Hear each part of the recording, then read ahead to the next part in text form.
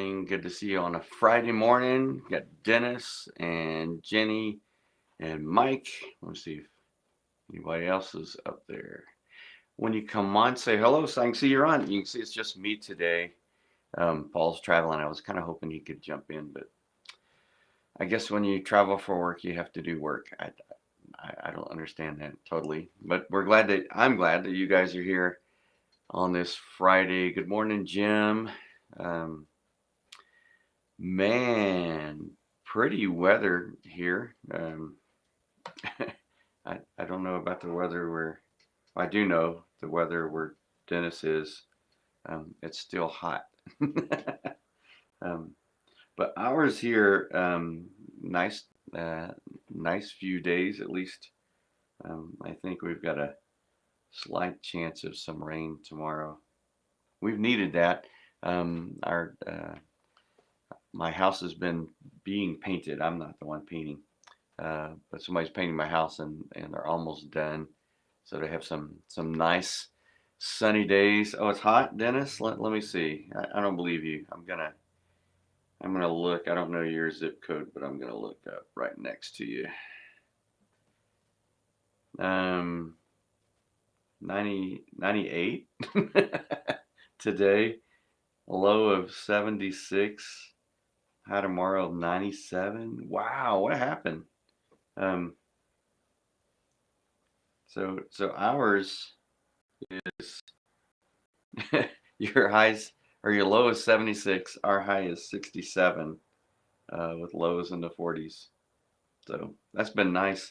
Um, I came in early this morning and um, that he is doing a great job. It's Kevin Anderton who's painting my house. What I call it, houses by Anderton. But yeah, he's doing a great job with it. Yeah, welcome to fall. Fall here, not fall there. Yeah. So this time of year is kind of cool. This is one of my favorite. I have lots of favorite.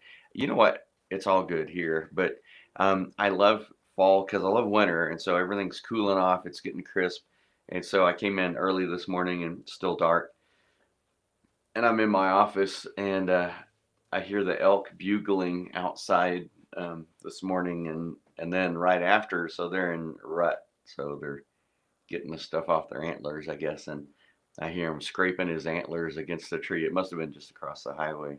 Um, so, welcome to the forest. That's pretty cool. I like this. Um, oh, a cool cold front, 80s. That's summertime. What do you? Um, 76. That's a bit warm for here. I bet it's a little bit warmer down in Alamogordo. But I just love the fall. The aspens will be changing soon. Ready to wear sweaters. Me too. I put on my jacket this morning. That's Hillary. I guess Chris is probably listening in too. Happy anniversary, you guys. By the way, this is um, Chris and Hillary's anniversary weekend. 5 years married. So happy anniversary weekend. They're off celebrating in some undisclosed location where there's a mall and stuff. So I'm ready too. I'm ready to.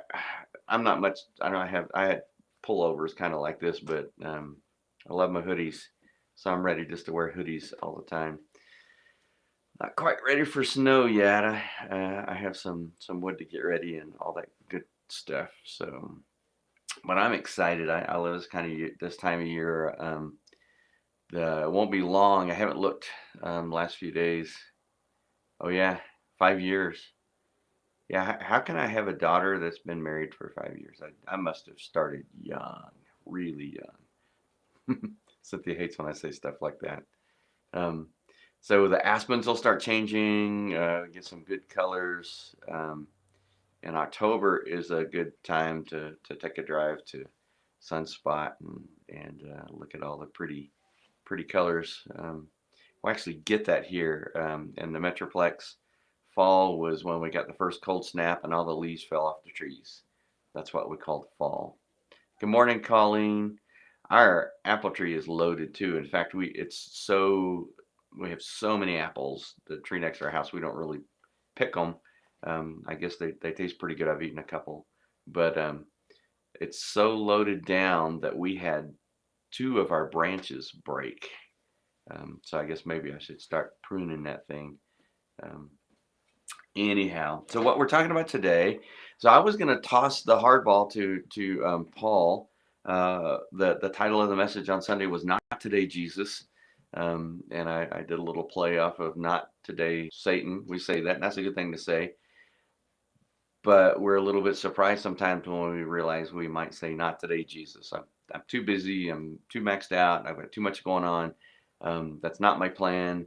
And that's kind of what happened with the ruler of the synagogue. Jesus healed a woman who had been, it says, bound by Satan. So it was a spiritual thing causing a physical effect. She was bent over, couldn't stand for 18 years.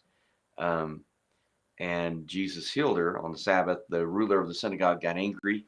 Um, and boy, you just almost can't say it any plainer. He said, there are 6 days you can come here and be healed. Now he's talking to the crowd, but really he's talking to Jesus. 6 days you can come here and be healed. Come and be healed on one of those days, not the Sabbath. So what he's saying is, not today, Jesus. And so we've been talking about that. Jim and I talked about that on Wednesday.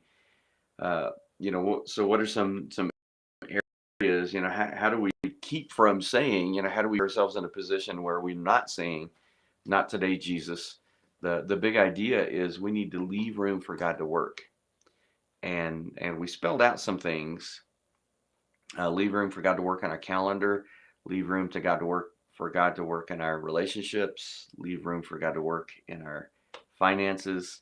Um, Leave really room for God to work in our lives. So let me ask you guys. This is the interactive portion.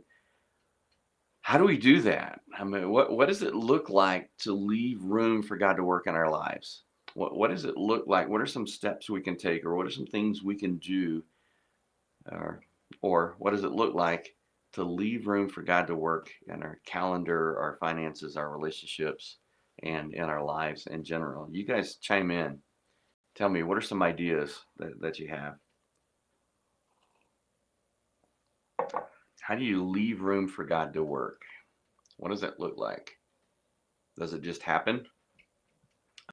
Um, so you guys tell me. Chime in. This is you.